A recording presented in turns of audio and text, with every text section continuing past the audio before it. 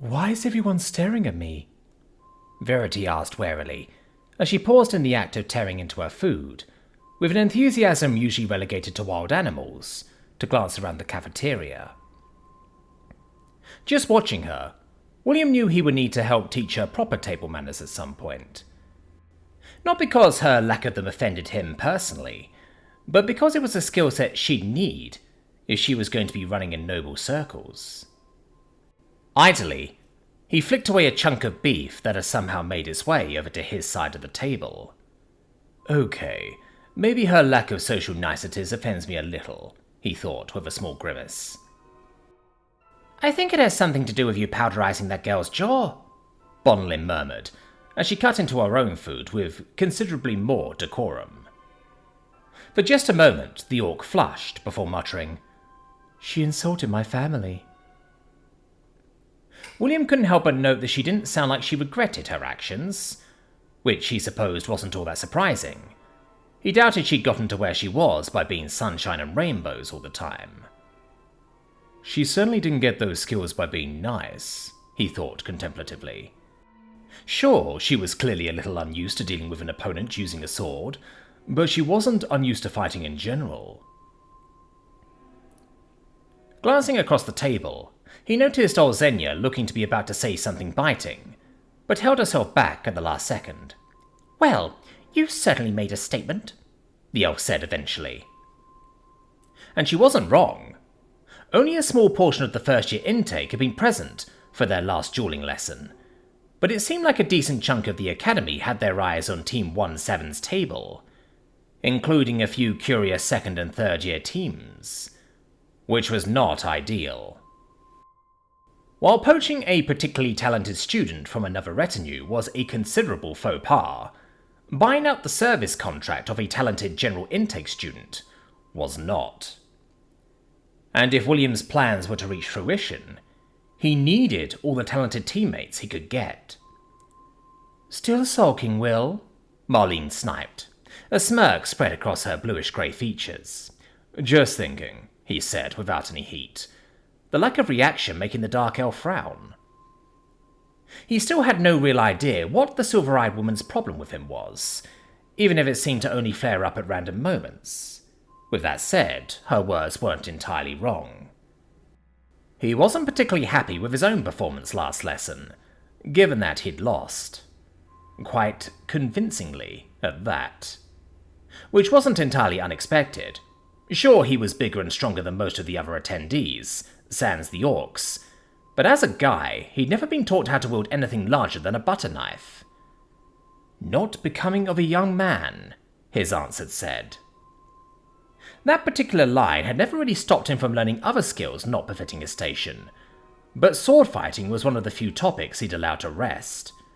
For one thing, it wasn't exactly a quiet or easy skill to learn, and he'd have to seduce one of the guards or maids into teaching him, which would have made keeping his other seductions from finding out about each other even harder than it already was. And even then, it would take hundreds of hours of practice to achieve even basic competency at swordplay. Time he just didn't have, given the sheer number of other extracurricular activities he spent his youth honing. And that wasn't a metaphor for sex. Usually, he thought wryly. In the end, the art of stabbing other people at close range just didn't seem that important. Not when the main armament of a mage, even before accounting for their magic, was the bolt bow. The relative usefulness of which only got more explicit once maneuver suits entered the fray. After all, combatants couldn't exactly sword fight when both parties were flying all over the place, like excitable grasshoppers. He sighed, placing his fork down. He knew he might have done better against a non-noble, provided they weren't an orc, but he'd just not been that lucky. That loss probably put a dent in the growing legend of the Kraken Slayer, he thought. Which was, unfortunate as it was a moniker he'd slowly been coming to terms with. Sure, he'd railed against it at first out of sheer habit, given it was born of an easily proven lie, but in reality the stupid title actually went some way to fulfilling one of his goals upon entering the academy. Achieving notoriety. Notoriety enough for someone to see him as a military asset that went above and beyond the value of his ability to make babies. A difficult task indeed, given this world's dearth of men. Still, it was a goal only slightly less important, and difficult, than breaking off his betrothal, which was a move that would require his team to outperform a team with 2 years' experience over his own. Which would be almost impossible even with a few tech advantages, but will be a lot harder still if one of our most talented members is... His thoughts cut off as the general murmur of conversation across the cafeteria grew in pitch. Glancing up, it wasn't hard to see why. Someone was approaching their table, a third year, dressed in red. Perhaps if his team were part of a different house, another group of third years might move to intercept the incoming member of House Blackstone, the clannishness of the house system working in his favour. Unfortunately, the general intake house held no such loyalties, because that wasn't a fight they'd ever win. So it was that the third year managed to reach their table without incident, unaware or uncaring of the many stares she was drawing. He knew who she was, not because they had ever met, but because he'd seen her portraits.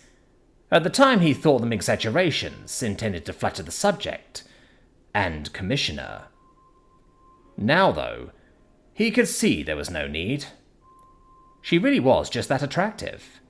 Part of it was her confidence, and part of it was just... her. Aged 21 to his nominal 18, Tala Blackstone strove for the academy as if she owned it, though given that the house whose colour she now wore was named after her family, he supposed that in some small way the Duchess's daughter actually did. Frizzy dark brown hair that came down to her shoulders framed a rather striking set of green eyes. Striking enough that he had to wonder if she had some dark elf in her genealogy, despite her otherwise pale features.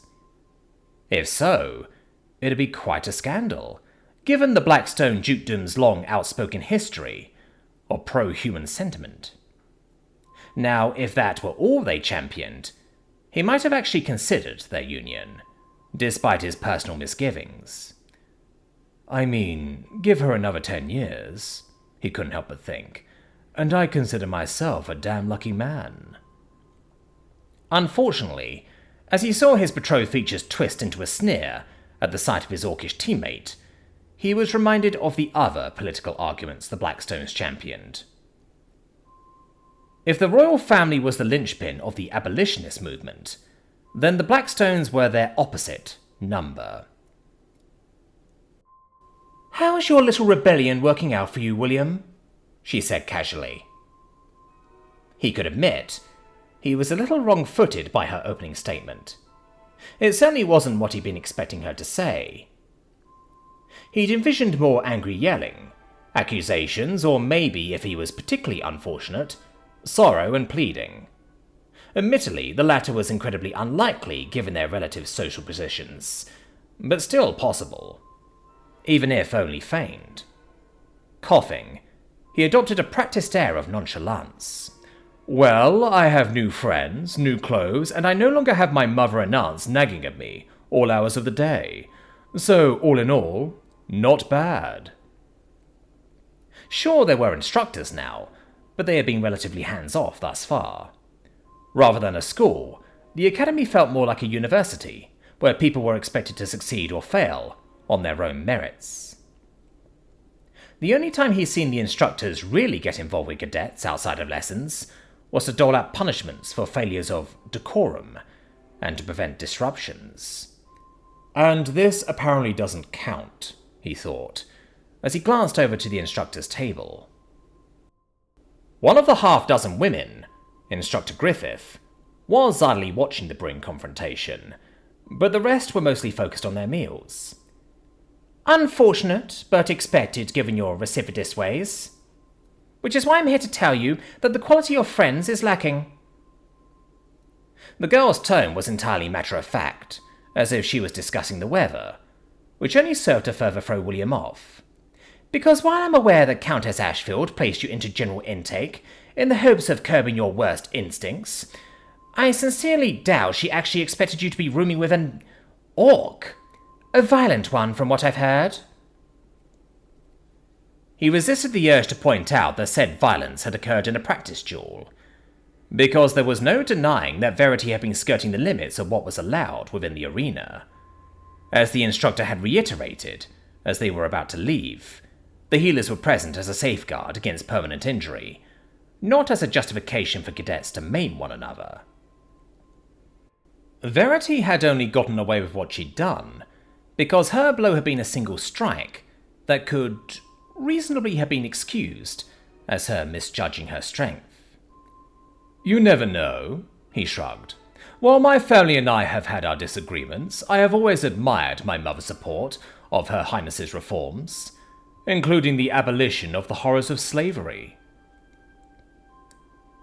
He didn't miss the way all of his teammates turned to stare at him at that, with mixed expressions. Which, fair enough, was a hot topic, given the brewing conflict between the royal family and the traditionalists.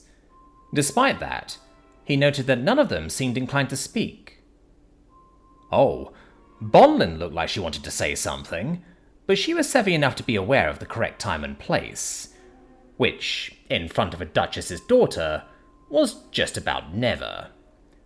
Unless you happen to be both self-destructive and a little stupid, like me, William thought, with cynical amusement. "That's her stance right now," Tala said, as if to say it wouldn't be the case forever, which she wasn't entirely wrong in thinking, given their upcoming nuptials. Once the Ashvilles were tied to the Blackstones by marriage, they'd be expected to toe the company line. "I often find soft-hearted idealism tends to wither when faced with a harsh reality." Her hand idly played over her thigh at those words. "Hearing that her only son's teammate crippled a girl in a duel may have her rethink the wisdom of your placement here." William shrugged. "I think you'll find that Verity is quite pleasant to people who are pleasant to her." "Then perhaps I should be doubly worried." There was just a hint of a twitch in Tala's expression. "Given that you haven't been particularly pleasant to me, despite my best efforts to make our relationship work." William frowned, finally letting some of his genuine emotions slip through. "We don't have a relationship, Cadet Blackstone. We're a pair of strangers whose parents happen to sign a contract, food for steel, with our marriage as a convenient way of making it binding." And he could admit that it was perhaps ungrateful of him to rail against it, given that marrying was the duty prescribed to him in return for his family raising and supporting him for 18 years. Never mind the fact that they'd replaced him as heir due to his gender. For a bastard. A move that would have had just about any normal person born into this world, spitting blood, unlikely plotting murder. Ultimately, it didn't matter though. None of it did. He had his own plans. Plans he was willing to suffer for. Plans he had suffered for. Because doing his duty was the easy option. He could have fallen in line and lived the life of a layabout without trouble. Being a duchess's husband would have been a pretty sweet gig. Unfortunately, his conscience wouldn't allow it. Couldn't allow it. Sure, my plan is probably doomed to fail, and it'll likely see a lot of people dead before the end, me included. But that was just how it is sometimes, he thought. Nothing is guaranteed, and change is always messy. He was prepared for that. Had been for a long time. "Is that why you never responded to my messages?" She was eyeing him now. He could almost see the gears in her head whirring as she sought to figure him out. "Because those could have been the basis of a relationship. A real one, if you want to call it such." "I don't. We're incompatible," he said, honestly. "Because everything I needed to say and know about you occurred after I sent that first message." The first and last he'd sent her. Because while he'd never read or replied to any of her letters to him, he had opened communications by sending one to her. 3, actually, all saying the same thing, all using a different means of conveyance. To hopefully allow at least one to avoid being intercepted, by her family or his. I don't like slavers, and I won't marry you. Call off the betrothal. Simple and to the point. A line in the sand. That silly thing? Tala scoffed, a hint of incredulity in her tone. And you were 12 at the time. He smirked back, well aware of her thoughts. Because, of course, a solemn choice was basically little different from a tantrum when it came from someone without power. Whatever they were protesting would still happen, just with a lot less grace on the part of the protester. Thus, resisting was pointless. Worse yet, it was awkward. It was embarrassing. It generally lacked class. And yet he was doing it anyway. And he'd keep doing it. Until he had power of his own. You're not 12 anymore, the woman eventually sighed. Eventually you're going to have to grow up and accept your place in the real world. He cocked his head. Yes, my mother said much the same thing. He stretched his arms about. Thus, here we are. Here I am, growing and learning. The brunette recognized the impasse he created. I suppose you are. Still, I'm not comfortable with you rooming with that orc. Not before this afternoon, and certainly not after. She eyed him, deliberately ignoring the hurt look on Verity's face. Or rather, he doubted she even noticed it. Unfortunately, there'd be little point in moving you into a third-year retinue, so I'll be writing to Countess Ashfield to request that you be moved into one of my vassals' retinues. Who'd all be humans or elves? It went without saying. Never mind my wishes. Her eyes softened for just a second. Fool or not, you are still my future husband, and thus the future of House Blackstone. I will see you cared for, whether you like it or not. He had a feeling she thought that sounded romantic. One wonders why you even came over at all, he laughed, if it was just to dictate terms. She paused in the act of leaving. I had thought we might talk. I see now that was naive of me. Leaving the gulf of silence in her wake. Fireball, full charge, instant activation, right palm, ranged. The spell flew forth, lighting up the night sky as it flew across the range. Then William watched with muted frustration as his fireball fizzled just short of the dummy he'd been aiming at. Admittedly, that was only to be expected. The thing was covered in kraken scales, but that did little to soothe his ire as he pulled on his second contract for the evening. Smaller this time, barely a third of the one that preceded it. Firebolt, one charge, instant activation, right palm, ranged. The ball of flame that flew forth this time was significantly more condensed, and fizzled just short of his target all the same. For a moment, he was tempted to use something more effective, an earth lance or an ice shard, before he quashed the impulse. The range master had signed him in before returning to her shed. The grizzled woman would definitely know who to blame if she woke up tomorrow to find a hole in one of her practice dummies. Especially given that he was the only one out here. Probably wasn't wise to skip evening meal, he thought, as his stomach grumbled rebelliously. Alas, he'd had some frustrations to work out. Firebolt, 2 charges, instant activation, right palm, ranged. Once more, another spell flew out and fizzled. And with that, he was spent. 1 large contract and 3 small ones was his limit, a rather impressive showing for a man his age, given that the single large contract was the average. But at moments like this it felt woefully inadequate, especially with his end goal in mind. Well, I guess you can't be too upset, a voice called from the darkness, because if that last one was trauma boosted, then it was the weediest trauma boost I've ever seen. Turning, he saw 2 silvery eyes making their way over to him through the gloom, the light of the nearby gas lanterns reflected in them. Marline, he sighed. Now's not really a good time. He just didn't have the energy for whatever issue the Dark Elf had with him. Tomorrow, certainly. But for tonight, he just needed to think. Really? The young woman said, white hair standing out vividly against her dark grey skin as she stepped into the light. Even if I brought food? Sure enough, held in her hands was a small basket containing a number of small sandwiches. Once more, William's stomach rumbled at the sight. That's kind of you, he said with genuine surprise. The elf rolled her eyes, even as she all but shoved the basket into his hands. Why? Can't I look out for a teammate? Idly picking up one of the snacks, he shook his head. Not at all, I'm thankful. And a little surprised. I thought you didn't like me. Marline looked like she might argue for a second before sagging. It was that obvious? He laughed around a mouthful of bread before swallowing. Was it supposed to be subtle? No, I suppose it wasn't. She sighed as she unshouldered a pack that was strung over her shoulder. The contents clacked together as they hit the ground.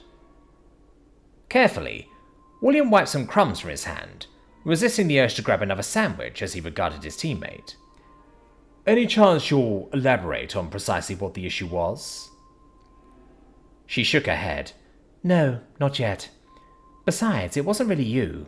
Or rather, it wasn't your fault. It just took me until today to realize that.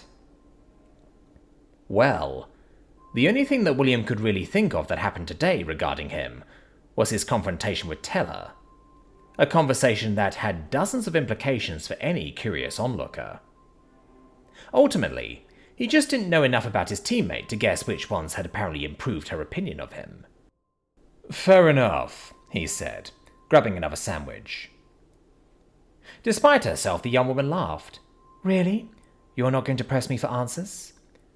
We'll be spending the next 4 years together and it's been 2 days, he shrugged. You'll probably tell me eventually. Probably, she muttered, as she glanced down at her feet before looking back up at him. Though that assumes you're actually with us for the next 4 years. Given what your fiancé said, Olzenya's already planning on stepping into the leader role when you go. He blinked. Pretty sure team leader is decided in the 3rd week. You're not as subtle as you think, the girl said, as she regarded his owlish expression. I'd say only Verity's yet to notice that you've been unofficially sliding yourself into the role. Huh. He hadn't thought he'd been that obvious. Well, Olzenya shouldn't be counting her chickens just yet.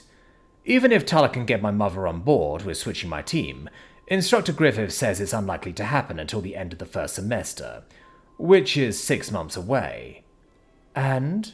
The Dark Elf cocked her head. He grinned, some of his momentary melancholy and frustration leaving him. A lot can happen in 6 months. Sure, it effectively cut his planned timetable in half, but that was life.